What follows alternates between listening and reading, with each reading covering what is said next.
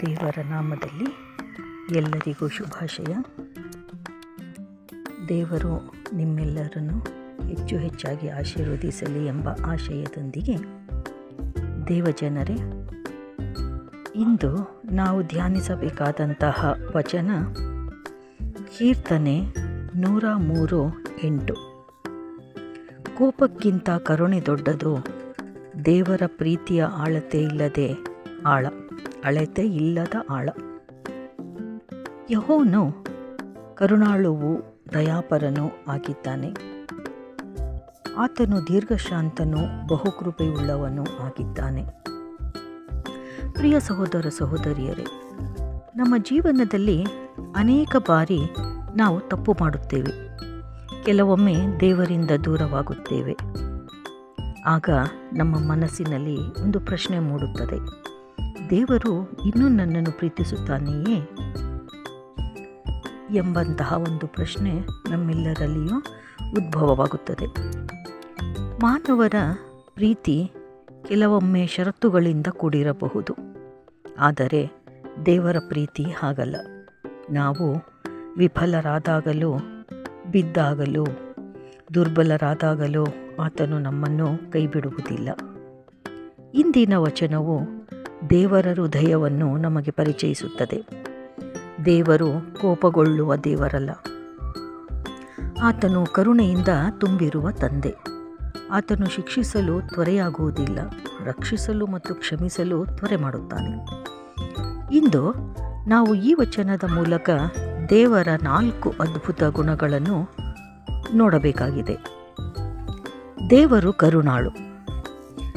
ಕರುಣೆ ಎಂದರೆ ಏನು? ಇತರರ ನೋವನ್ನು ನೋಡಿ ಮನಸ್ಸು ಕರಗುವುದು. ಯೇಸು ಕ್ರಿಸ್ತನು ರೋಗಿಗಳನ್ನು, ಪಾಪಿಗಳನ್ನು, ನಿರಾಕರಿಸಲ್ಪಟ್ಟವರನ್ನು ಕಂಡಾಗ ಕರುಣೆಯಿಂದ ಸ್ಪಂದಿಸಿದನು. ನಾವು ಅಳುವಾಗ ದೇವರು ದೂರ ನಿಂತು ನೋಡುವುದಿಲ್ಲ. ಆತನು ನಮ್ಮ ನೋವನ್ನು ಅರಿಯುತ್ತಾನೆ. ನಾವು ಸಹ ಇತರರ ಕಡೆ ಕರುಣೆಯ ಹೃದಯ ಹೊಂದಬೇಕು. ಮತ್ತು ದೇವರು ದಯಾಪರನು. ದಯೆ ಎಂದರೆ ನಾವು ಅರ್ಹರಾಗಿಲ್ಲದಿದ್ದರೂ ಒಳ್ಳೆಯದನ್ನು ಮಾಡುವುದು ಅಥವಾ ಒಳ್ಳೆಯದನ್ನು ಕೊಡುವುದು ಅಥವಾ ನೀಡುವುದು. ನಮ್ಮ ಪಾಪಗಳಿದ್ದರೂ ದೇವರು ನಮಗೆ ಜೀವ, ಆರೋಗ್ಯ, ಆಶೀರ್ವಾದ ಮತ್ತು ರಕ್ಷಣೆಯನ್ನು ಕೊಡುತ್ತಾನೆ. ಪ್ರತಿದಿನ ಬೆಳಗ್ಗೆ ನಾವು ಎದ್ದುಕೊಳ್ಳುವುದು ಅಥವಾ ಎದ್ದು ಕುಳಿತುಕೊಳ್ಳುವುದು ದೇವರ ದಯೆಯ ಸಾಕ್ಷಿಯಾಗಿದೆ. ಆದ್ದರಿಂದ ದಿನ ಬೆಳಗ್ಗೆ ಎದ್ದ ತಕ್ಷಣ ಮೊದಲನೇ ಕೆಲಸ ದೇವರಿಗೆ ಸ್ತೋತ್ರ ಧನ್ಯವಾದಗಳನ್ನು ಹೇಳಿ ಆಮೇಲೆ ಮುಂದಿನ ಕೆಲಸವನ್ನು ನಾವು ಮಾಡಬೇಕಾಗುತ್ತದೆ. ದೇವರ ದಯೆಯನ್ನು ನೆನಪಿಸಿಕೊಂಡು ಕೃತಜ್ಞತೆಯಿಂದ ಬದುಕೋಣ.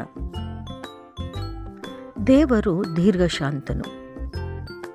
ದೇವರು ನಮ್ಮ ತಪ್ಪುಗಳನ್ನು ಕಂಡ ಕೂಡಲೇ ತೀರ್ಪು ಮಾಡುವುದಿಲ್ಲ. ಆತನು ನಮಗೆ ಪಶ್ಚಾತ್ತಾಪ ನೀಡುವ ಅವಕಾಶ ನೀಡುತ್ತಾನೆ, ಅಥವಾ ನಾವು ಪಶ್ಚಾತ್ತಾಪ ಪಡಲಿ ಅಂತ ಆತ ಕಾಯ್ತಾ ಇರ್ತಾನೆ. ಅನೇಕ ಬಾರಿ ನಾವು ತಪ್ಪಿದ್ದರೂ ದೇವರು ಸಹನೆಯಿಂದ ನಮ್ಮನ್ನು ಕಾಯುತ್ತಾನೆ.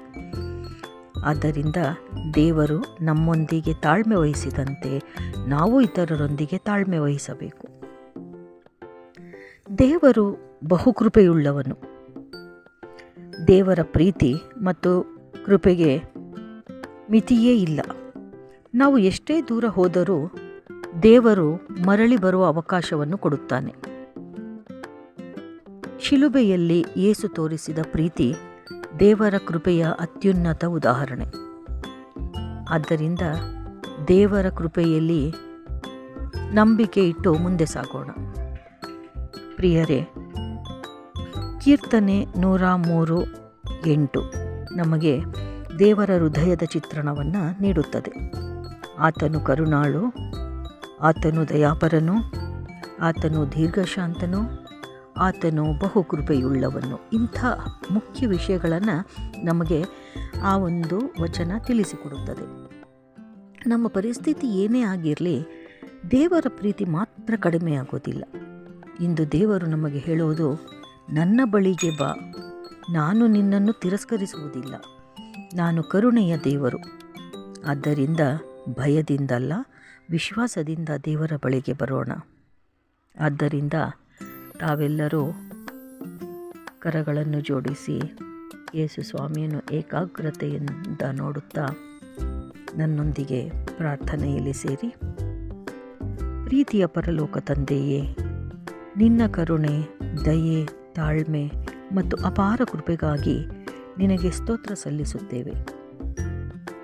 ನಾವು ಅನೇಕ ಬಾರಿ ತಪ್ಪಿದ್ದರೂ ನಮ್ಮನ್ನು ಕೈ ಬಿಡದೆ ಪ್ರೀತಿಸಿದ್ದಕ್ಕಾಗಿ ಅನಂತಾನಂತ ಧನ್ಯವಾದಗಳು ದೇವರೇ. ನಿನ್ನ ಹೃದಯದಂತೆಯೇ ಕರುಣೆಯ ಹೃದಯವನ್ನು ನಮಗೆ ಕೊಡು. ಇತರರನ್ನು ಕ್ಷಮಿಸುವ ಮನಸ್ಸನ್ನು ಕೊಡು. ಕಷ್ಟಗಳ ಮಧ್ಯೆಯೂ ನಿನ್ನ ಪ್ರೀತಿಯಲ್ಲಿ ನಂಬಿಕೆ ಇಡುವ ವಿಶ್ವಾಸವನ್ನು ಕೊಡು. ನಮ್ಮ ಕುಟುಂಬಗಳು ಹಾಗೂ ಈ ವಿಡಿಯೋವನ್ನು ನೋಡುತ್ತಿರುವಂತಹ ಕೇಳುತ್ತಿರುವಂತಹ ಪ್ರತಿಯೊಬ್ಬ ವ್ಯಕ್ತಿಯ ಕುಟುಂಬಗಳಿಗೂ ಆಶೀರ್ವಾದ ನೀಡು. ಸಭೆ ಮತ್ತು ಸಮಾಜದ ಮೇಲೆ, ಎಲ್ಲರ ಕುಟುಂಬಗಳ ಮೇಲೆ ನಿನ್ನ ಕೃಪೆಯನ್ನು ಸುರಿಸು. ಯೇಸು ಕ್ರಿಸ್ತರ ಅಮೂಲ್ಯ ನಾಮದಲ್ಲಿ ಪ್ರಾರ್ಥಿಸುತ್ತೇವೆ, ಪಿತರ, ಸುತರ ಮತ್ತು ಪವಿತ್ರಾತ್ಮರ ನಾಮದಲ್ಲಿ. ಆಮೇನ್, ಆಮೇನ್.